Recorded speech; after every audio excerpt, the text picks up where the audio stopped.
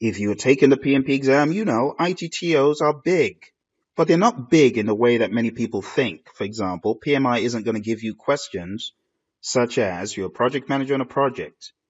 What is an output of develop project charter? they're, they're not going to give you that kind of thing. Maybe you could get one or two like that on the CAPM, but definitely not the PMP. So when I hear people saying they've got ITTO trouble, I ask them, what is the trouble? Are you trying to cram every single ITTO? Trying to cram where everything goes as an input or comes from as an output? That is not the best way to proceed at all. To understand ITTOs, you need to look at it as a basic thing, a basic happening in life, in any process, in any procedure. Every process, even outside of project management, has an input. Talk about baking a cake. It has inputs, right? Flour, milk, eggs, sugar. What is the tool and technique, or what are the techniques? Beating eggs, whisking, knowing how to set the right temperature, expert judgment, knowing the right ingredients and the right proportion, the right measures. And then the output is the cake. One of my students said deliciousness. Getting that satisfaction, letting those taste buds come alive. Hey, that's one of the outputs. But bringing this back to the world of the PMP exam, every process should have inputs. If I'm working as a project manager to do something, I should be getting something out. Otherwise, why am I doing what I'm doing? So as you approach processes, don't look at them as, oh, ITTOs, oh, I have to cram all these. No, look at them like, what am I doing? And why on earth am I using this thing?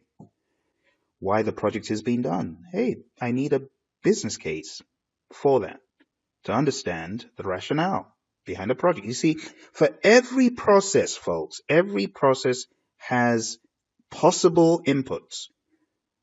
One of the mistakes people make is looking at ITTOs and saying, oh, PMI is saying every single thing under the sun in this list has to be used. No. If you're working on a project charter, you may not have a business case. You may have OPAs, organizational process assets, templates, and there may not be any critical EEFs. So you might just have an OPA and you've got marching orders from above, make this happen. Create your charter. You use expert judgment. You don't use any facilitation techniques because you're not meeting with anyone in your firm. And there's your charter. You see, you have to think about this stuff in a real world setting. You have to put yourself in the driver's seat as the PM in a real world setting and think, why would I need these things? In what circumstance would I need these inputs? Why would I use this tool and technique? Oh, I don't need to use prototypes.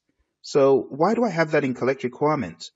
Because in some firms, prototypes are used. That's why it's there as a possibility. But for the exam, you need to know all of the possibilities and you need to know their relevance. So it's not a matter of cramming. It's not cramming, oh, facilitation techniques or facilitated workshops or focus groups is used here. No. You need to ask yourself, why am I using a focus group versus a facilitated workshop? Am I trying to get some key stakeholders, key pre-qualified stakeholders together to hone in on some rather important critical decisions? Well, maybe that's when I need my focus group. But am I including tons of end users to glean what is important to them and what their requirements are? Well, maybe I'm talking about a facilitated workshop. So you need to know when to use each tool and technique, input or output.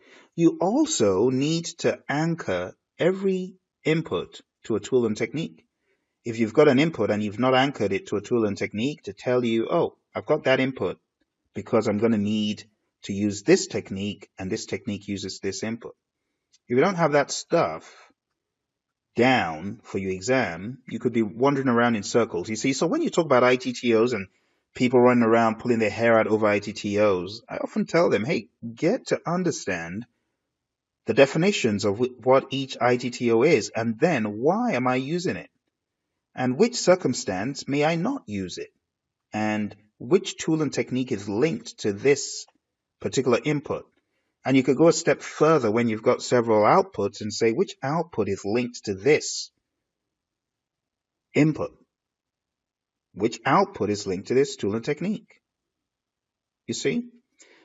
I'll give you one example. We've got control quality. Well, control quality is where you are checking the deliverable internal to the firm. This is not the customer. This is you, the performing organization. Okay, we've got approved change requests going in to control quality. Why? Why do I have approved change requests? And then you've got something called approved change request review. Oh, they seem similar. Oh, could it be that an approved change request review is contingent on an approved change request? Of course it is.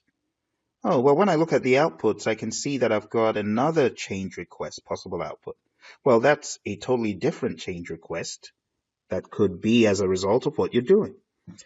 So the more you look at this stuff under a fine-tooth comb or microscope, you begin to discover why I've got a certain input, why I'm using a particular tool and technique, why I've got a particular output.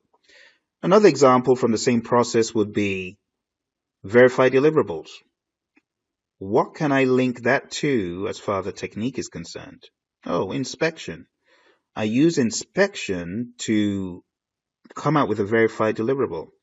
All right, what input links to these? Deliverables from direct and managed project work goes into control quality.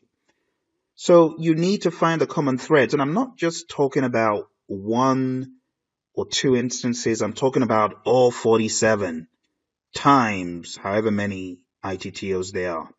That's the frame of mind you need to be in.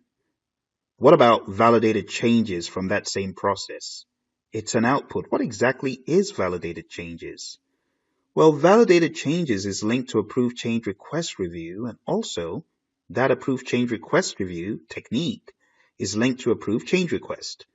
Validated changes is documented proof or confirmation that a change request, an approved change request that is, has been implemented in the deliverable. That is how you need to tie every single ITTO, folks. Too many people trying to cram lists. No, don't cram the list. Use the list as a study tool, as a checklist to make sure you understand those things and how they're related. That's my 2 cents. You know, another example is product analysis. Some people say, Phil, I think product analysis should be in collect requirements. Aren't you really collecting requirements? No, you're not. You're trying to understand the gamut of what needs to be done. You're trying to understand the scope. You're trying to piece apart this deliverable, looking at the aesthetics, the build, the materials, what it should feel like, what it should look like. And then the light bulb comes on. In order to make it look and feel like this, then I need to do this and this and this. In order to get the requirements, then this is the work I need to do.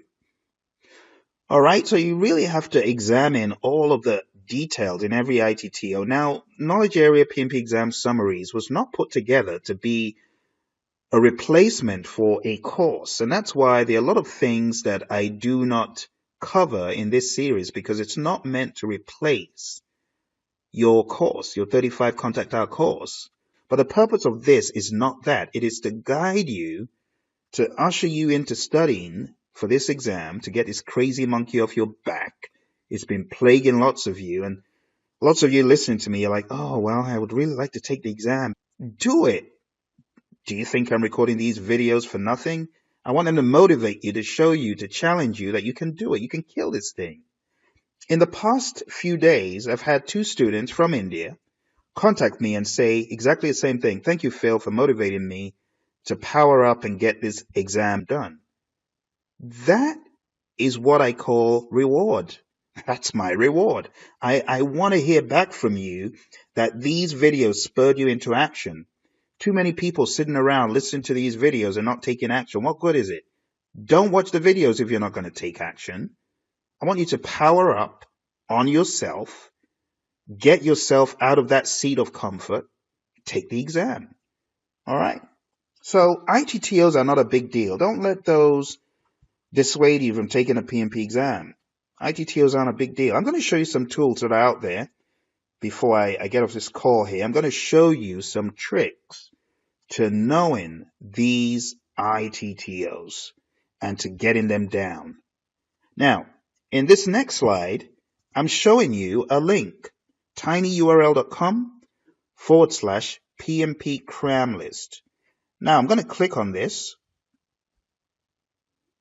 and it's going to open up a page. And that will open up where you can get this cram list.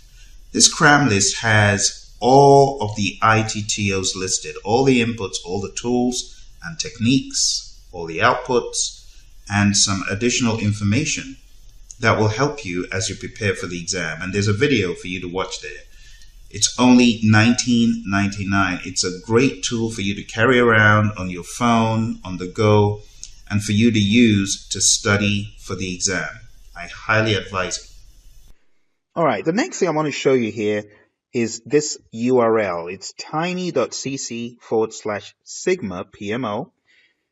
Center for Disease Control and Prevention are great friends that have put out a link to their templates. Hey, I know it's government stuff, government money, but I've got to hand it to them. These guys have done a phenomenal job of putting out tons of templates that are available to the world, be it a business case, a change request form, a RAM, meeting agenda, all sorts of stuff. Hey, you need to hit like right now. I'm dropping gold here, folks. I'm trying to help someone getting ready for the exam that has not seen a business case ever. Maybe you've not seen a project management plan. Hey, go down the list. Look for project management plan. Download that bad boy and read it up and see their example. It's going to help you. It's going to help you. See, there's so much gold out there, but people aren't telling anyone. That's why I'm your friend Phil, trying to help you. Your friend Phil freely shares this kind of information. You need to hit a like right now, folks. You need to hit subscribe. You need to help me get this message out to help PMs trying to crush this beast. That's what's happening here. I'm trying to help people. Okay? I need you to help me help other people. Okay? If you've got any questions about this exam, things milling around in your head, hit that button and send in a message below this video. All right? I remember when I was getting ready for my exam, the closest thing to anyone that I had was the guy I bought a study guide from on eBay. And all he wanted to do was sell his study guide. He wasn't very communicative or very conversational. So before I knew it, he had unceremoniously sent me the last email or the last message giving me some random high-level overview of, oh, you can do it. Hey, I need more than you can do it. That's why it's your friend Phil here trying to help you, trying to motivate you, trying to gear you up. All right? Don't forget, when you get certified, come back, drop a line, drop a message. Let me know how I've helped you. That's what it's all about, folks. Show some love. Hey, take care. Speak to you soon.